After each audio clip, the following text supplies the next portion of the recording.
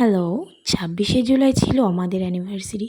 তো আমি আগে থেকেই ঠিক করে রেখেছিলাম ছোট্ট একটা কেক বানাবো। সেই মতো আমি কেকটা রেডি করেছি। কেকটা আমার হয়েও গিয়েছিল। হঠাৎ জানতে পারি ২-৩ জন আসছে। তো তখন আমি একদম তোড়জোড় করে ঝটপট কেকটা পুরো রেডি করে সমস্ত কিছু গুছিয়ে গাছিয়ে এবার রান্না করতে আমার প্রচুর দেরি হয়ে যায়।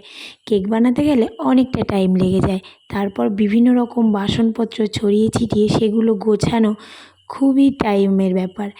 এরপর আমি ঝটপট রান্না করার জন্য ফ্রিজ থেকে মাংস বার করে মাংসটা পুরো পরিষ্কার করে নিয়ে একটু জয়িত্রী জয়ফল বাটা দিয়ে নুন, হলুদ, লঙ্কা গুঁড়ো, জিরে গুঁড়ো, কিছুটা তেল, পরিমাণ মতো সব কিছু দিয়ে সুন্দর করে মাখিয়ে ২০ মিনিটের জন্য ফ্রিজে রেখে দিয়েছিলাম।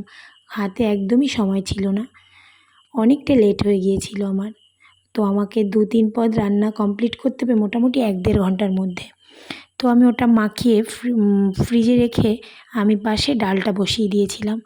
এর পাশে আমি আবার অল্প করে একটু পায়েসও করছিলাম। এবার এইগুলো করতে করতে মাংসটা বার করে আমি প্রেসারে সিটি দিয়ে নেব, তার জন্য রেডি করলাম। প্রেসারে ২টো সিটি দিয়ে নিলে মাংসটা আমার তাড়াতাড়ি হয়ে যাবে।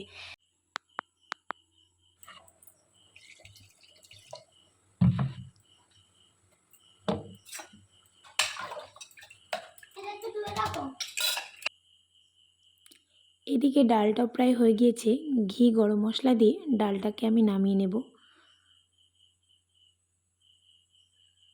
পায়েসের চালটাও সিদ্ধ হয়ে এসেছে। এর মধ্যে আমি কিছু পরিমাণ বাতাসা, পরিমাণ মতো চিনি দিয়ে দিলাম। এরপর দেখছি কাজু কিশমিশটাই দেওয়া হয়নি, তারপর কাজু কিশমিশটাও দিয়ে দিলাম,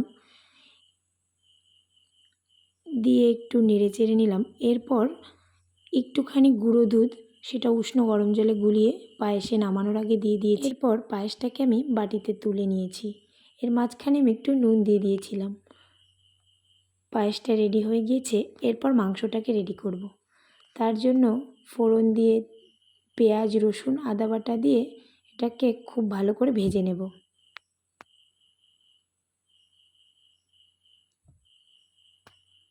এরপর পরিমাণ মতো জিরে গুঁড়ো, লঙ্কা গুঁড়ো, হলুদ, নুন পরিমাণ মতো দিয়ে কিছুক্ষণ নেড়ে চেড়ে অল্প জল দিয়ে এটাকে সুন্দর করে কষিয়ে নেব।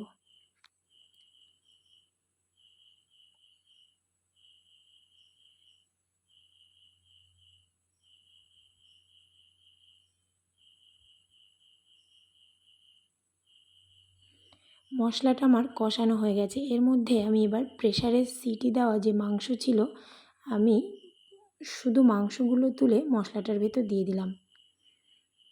মাংসর যে জলটা ছিল প্রেসারে, ওটাকে আমি ঝোল হিসেবে ব্যবহার করব লাস্টে। একদম অল্প আঁচে মাংসটাকে আমি পুরো কষিয়ে সুন্দর করে রান্না করে নেব।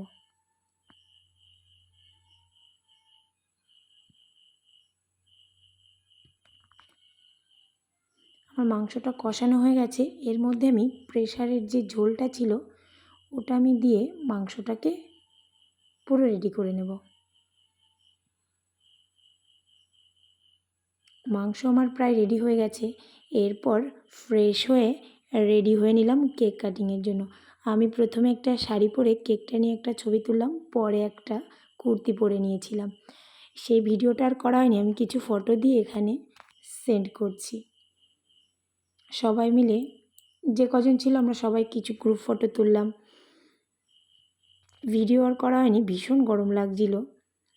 তারপর কেকটাকে সুন্দর করে ডেকোরেশন করলো মনা। কিছু ক্যান্ডেল জ্বালিয়েছিল, রোজ ছিল। কেকটার লুকটা সেই ছিল। কেকটা সবারই ভীষণ পছন্দ হয়েছিল।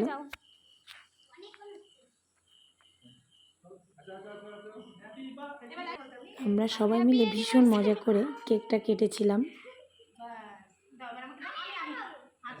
আর বাবু সে ক্যালেন্ডার খাওয়ার জন্য রেডি। সে ক্যালেন্ডার খাবে, সে কেকই খাবে না। সে আমাকে কেক কাটতে দেয়নি, সে আগে ডেটগুলো খেতে চাইছিল।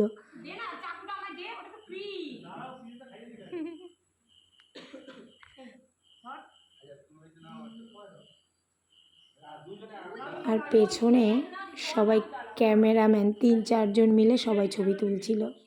কেকটাও খেতে দেয় না।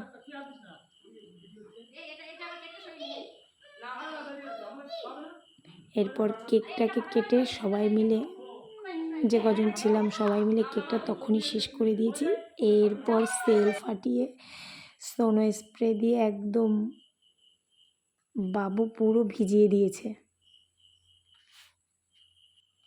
এটা ছিল ক্যামেরার পেছনের অংশ। ক্যামেরাম্যানরা ফটোশ্যুট করছে, দেখার মতো বিষয় ছিল একদম।